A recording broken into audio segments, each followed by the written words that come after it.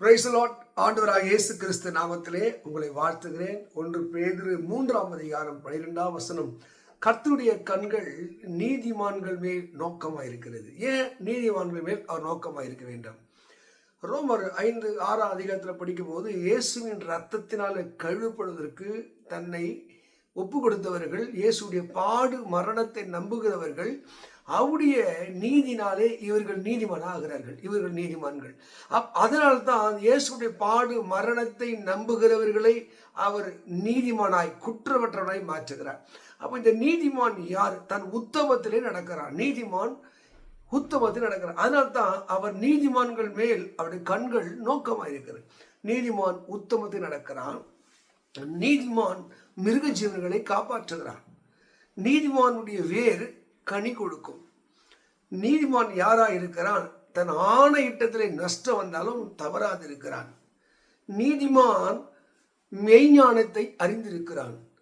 நீதிமான் பிரியமானவைகளை பேச அறிவான். எதை யாருக்கிட்ட பேச வேண்டும் என்பதை, பிரியமானவைகளை அவன் பேச அறிகிறான்.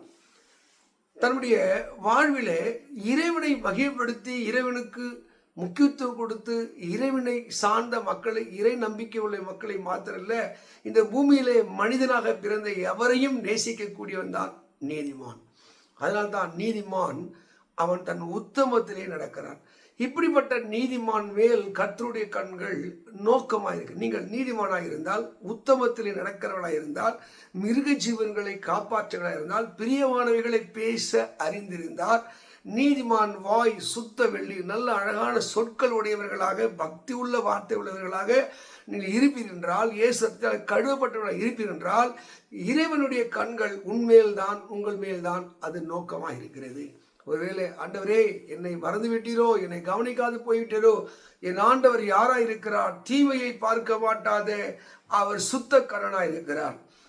1 நாளாகத்தில் 2 நாளாகத்திலே 16:9 தம்மை பற்றி உத்தம இருதயமுள்ளவர்களுக்கு, அந்த தெய்வத்து மேலே உண்மையான அன்பை வைத்திருக்கிறவர்களுக்கு தமது வல்லமையை விளங்க பண்ண என்னுடைய ஆண்டுடைய கண்கள் பூமி எங்கும் உலாவிக் கொண்டிருக்கிறது.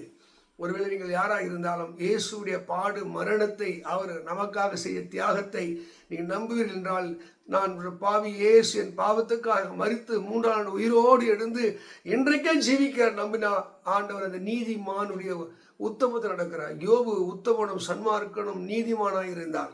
நோவா நீதிமானாக இருந்தான். யோசப் நீதிமானாக இருந்தான். இவர்களெல்லாம் இறைவனுடைய சித்தத்தை பூமியிலே செய்தார்கள்.